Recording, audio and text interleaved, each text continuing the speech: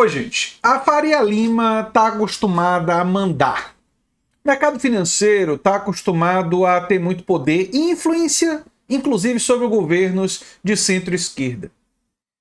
Só que está cada vez mais claro, e Lula vem falando sobre isso, eu vou mostrar esse trecho da entrevista dele ao Meteoro Brasil, que o Lulinha Paz e Amor ele precisa acabar porque a conjuntura mudou. Porque hoje já está cada vez mais claro que não há possibilidade de conciliar com o mercado financeiro. Não há possibilidade de conciliar com as forças do grande capital. Nunca foi possível de fato. Mas quando ele foi eleito a primeira vez, né, lá em 2002, a carta para os brasileiros vinha como uma forma de ver, olha, eu preciso repartir um pouco da riqueza com a população pobre, com Fome Zero, Bolsa Família. Temos que ter um olhar para a classe trabalhadora, porque e precisamos fazer algumas concessões para ganhar a eleição, para poder começar esse trabalho. E eu entendo naquela conjuntura aquelas concessões, embora entenda também as críticas a elas. Agora, no momento atual, fica muito claro que não dá. Não dá, e vamos ver falas de Lula demonstrando exatamente isso. Vamos refletir sobre isso, vamos lá. No Brasil, o Estado foi aprisionado pela Faria Lima.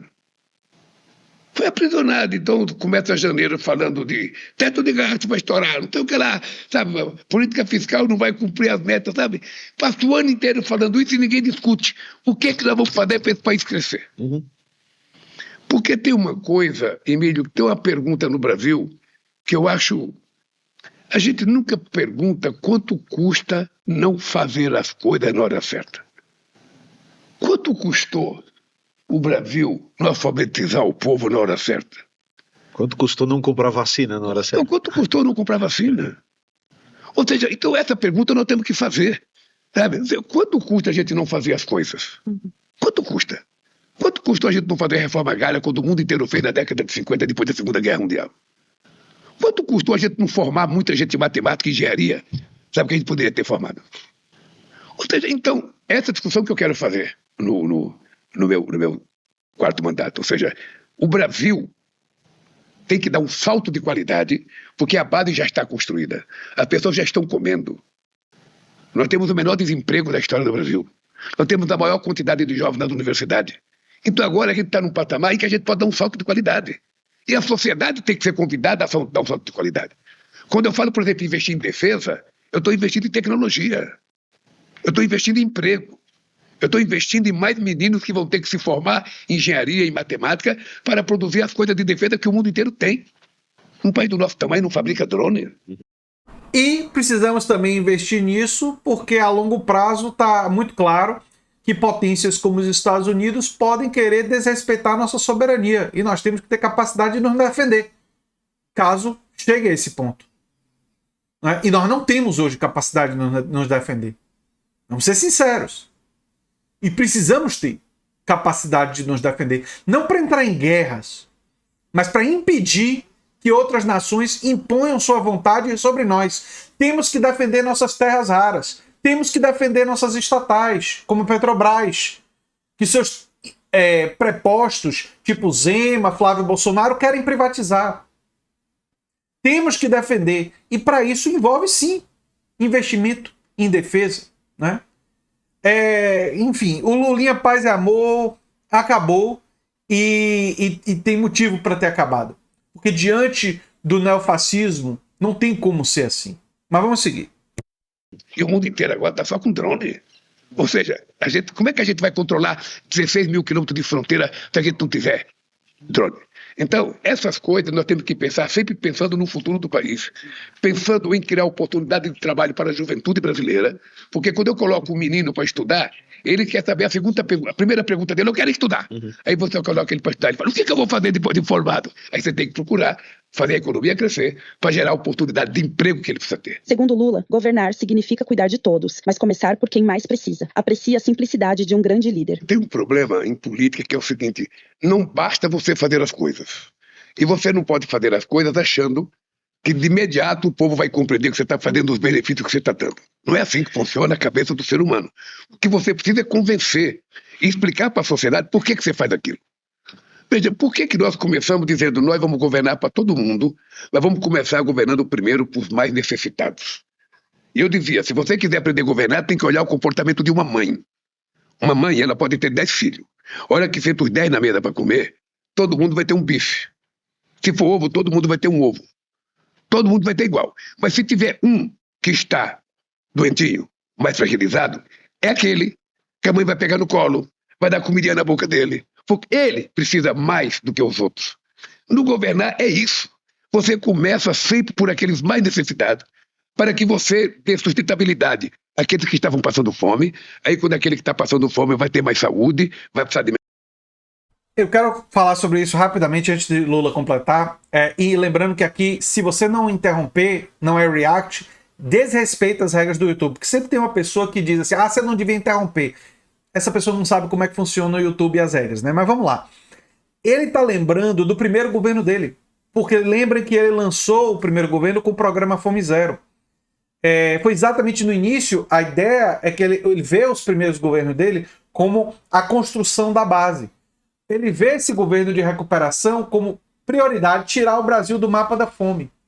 Mas depois que você tira do mapa da fome, depois que você faz as coisas, você tem que dar o outro salto. E aí eu diria, para dar esse outro salto, além de ampliar os investimentos, além de ampliar investimento na área social, além de ampliar na defesa, na tecnologia, além disso, você precisa trazer mais justiça social. O Brasil começou isenção de imposto de renda de quem ganha até 5 mil, diminuição do imposto de quem ganha de 5 mil, 7.250 e tributando os mais ricos. Mas precisamos avançar nisso. Justiça tributária tem que avançar. Eu sinto o Lula falando justamente nisso. Criar a base é fundamental, mas temos que também ir além. E que bom que essa percepção está se consolidando, não só no Lula, mas no vários políticos do PT e da coalizão aliada, né? Menos médicos, vai poder trabalhar mais, a gente vai poder ir cuidando dos outros. Para quem duvida de um senhor de 80 anos de idade, Lula afirma que vive o seu melhor momento. E eu posso te dizer, hoje olhando na Câmara, que está lá a Câmara Principal, espero que seja para mim. Eu acredito que é. Eu quero olhar para aquilo, eu vivo hoje, aos 80 anos de idade, o meu melhor momento na passagem pelo planeta Terra. Eu vivo um momento muito especial da minha vida. Sou um cara que tem uma mulher que eu amo muito e que a gente se cuida muito. Eu estou bem na política. Hoje eu faço comparação, eu deixo a humildade no canto e eu peço para vocês que são gente importante, gente bem formada, a fazer uma análise desde a proclamação da República de 1889.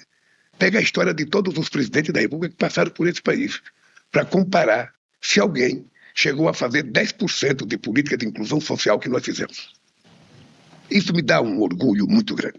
Se você hoje analisar quem foi que investiu mais em universidade, eu sou o presidente que mais fiz universidade, mais fiz Instituto Federal, mais fiz hospitais universitários, sabe? Nós fomos o partido que mais investimos nas terras indígenas, no assentamento dos pequenos proprietários, na reforma agrária. Nós fomos o cara que mais assentamos quilombola, que mais fizemos reserva florestal, sabe? Ou seja, eu estou conseguindo fazer tudo aquilo que foi a razão pela qual eu me coloquei como candidato pela primeira vez. É fácil? Não, é muito difícil. Já fizemos tudo? Não, tem muito para fazer.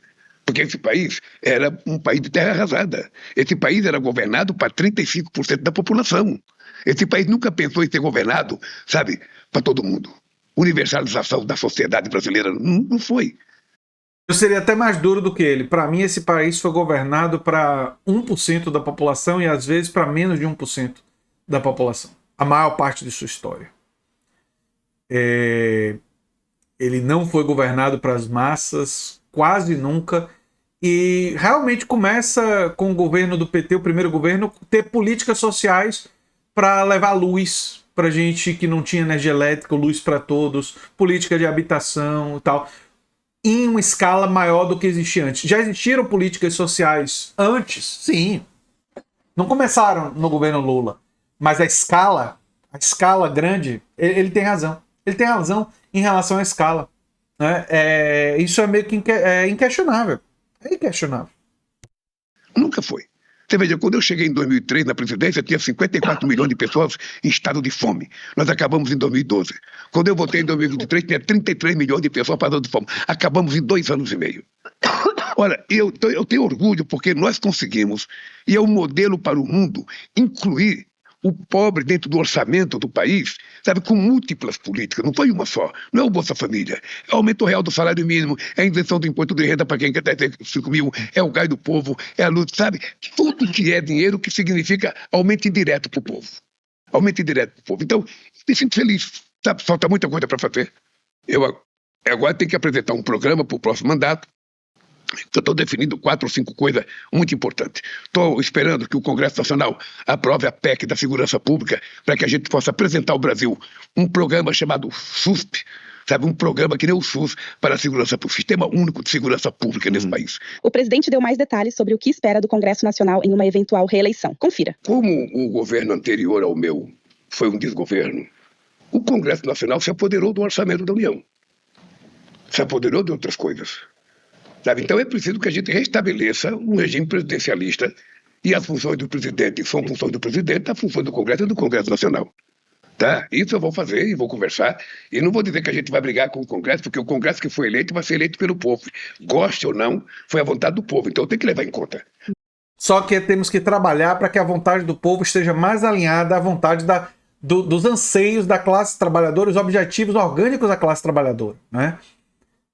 Não é porque o Congresso atual é tão reacionário que o Congresso do futuro precisa ser, né? Ele pode ser diferente. E não tenho a menor dúvida que Lula vai estar trabalhando, apoiando uma coligação de centro-esquerda que pode, se crescer no Congresso, ter um impacto ainda mais positivo sobre políticas públicas. Da mesma forma que se eu ganhar eu quero ser respeitado, eu tenho que respeitar quem ganhou. Eu posso divergir ideologicamente, mas eu preciso conversar. Porque, afinal de contas, eu digo sempre, não é o presidente da República, sabe, que o Senado precisa, que a Câmara precisa. Nós é que precisamos deles. Então nós precisamos conversar para manter a harmonia. Mas nós vamos tentar mudar essa questão do orçamento, sabe? Vamos tentar mudar, sabe, o papel de cada um nesse país. Porque o Brasil, de vez em quando, a gente vê o seguinte, de vez em quando a gente vê o legislativo quer ser executivo, o executivo quer ser legislativo, o judiciário quer ser legislativo e quer ser executivo, o executivo quer ser judiciário. É preciso voltar a arrumar a mesa de jogo e colocar cada pedra no seu lugar. Quando o tabuleiro estiver bem formado, o jogo vai ser melhor. Na política externa, Lula também falou sobre o desafio de se relacionar com os países da América Latina que passaram a ser governados pela direita. Agora deu um revertério, ou seja, a extrema-direita começou a ganhar em alguns países. Mas eu, como presidente da República, sabe, no segundo mandato, eu vou tentar reconstruir uma aliança na América do Sul, porque as pessoas têm que aprenderem, sabe, de que a relação entre Estado não é ideológica. A relação entre Estado, ela é um interesse do Estado, ou seja, eu convivi com o Uribe, que era de direita, eu convivi com o Pinheira, que era de direita, e a gente tinha uma relação de respeito entre Brasil e Chile, Brasil e Colômbia. Mas uma coisa é a direita, outra coisa são os neofascistas. Os neofascistas são mais difíceis, viu, Lula? Eu gosto de ser otimismo, mas com Milei não vai dar, não. Não vai dar, não. A boa notícia é que tudo leva a crer que nos Estados Unidos o Trump vai ficar muito fragilizado, porque a tendência é que os democratas cresçam muito lá e os democratas socialistas estão crescendo muito nos Estados Unidos. Então essa é uma boa notícia para a eleição esse ano, né? O Abdul El-Sayed, que não é exatamente socialista, mas é um cara mais de social-democrata, ganhou a primária. Tem o Zoran Mandani em Nova York. Está acontecendo uma coisa lá nos Estados Unidos muito interessante. Já na América Latina aqui, a impopularidade do Milei já está nas alturas, então na próxima eleição a extrema-direita lá já deve ser derrotada, né? O problema que a Argentina tem é que a esquerda de lá não abraçou as pautas de esquerda com tanta intensidade. Então a fragilidade que a centro-esquerda de lá tem, né? Não é a posição ideológica que define a relação entre Estados, são os interesses de cada Estado. E eu vou tentar reconstruir isso. Sabe, ninguém precisa gostar de mim, eu não preciso gostar de ninguém. O que eu tenho que gostar é do Brasil, eles têm que gostar do Estado deles, e a gente saber que se a gente tiver irmanados em grupo, a gente forma um bloco mais forte para negociar com a União Europeia, para negociar no OMC, para discutir os conflitos que nós temos que discutir. Nós levamos 25 anos para fazer um acordo com a União Europeia. Não foi 25 dias, foi 25 anos. Está feito. Se vai dar certo logo no começo, eu não sei. O Brasil já aumentou 2 bilhões, sabe, de comércio nesse pouco tempo que nós assinamos. Nós queremos crescer mais. Então, o conselho que eu vou dar para os presidentes, eu não vou levar em conta, sabe, o comportamento ideológico dos presidentes para manter relação com o Brasil com outro país. Eu vou levar em conta os interesses do Brasil. E com parte dos interesses do Brasil, eu vou conversar com os presidentes e mostrar que juntos nós temos chance. Separados, nós vamos continuar fracos, como ficamos durante 500 anos. Ele está coberto de razão, porém, eu diria que o Milei está mais interessado em forjar uma aliança com o Trump, né? Eu sou André Teixeira Jacobina, o canal é a Nova Máquina do Tempo, e se você gosta do que a gente faz, se inscreve, dá um like, compartilha, quem sabe vira membro ou apoiador. O livro Canto Escuro já está disponível para ser adquirido em qualquer lugar do Brasil, e se você mandar um e-mail para o Pix do canal, andretj@terra.com.br, eu posso fazer uma dedicatória personalizada para você. Você também pode ganhar dinheiro divulgando nossos cursos, tem um link no comentário fixado, e se você gostou desse vídeo, provavelmente vai gostar do vídeo sugerido aqui no final. Um abração e até o próximo vídeo. Tchau, tchau.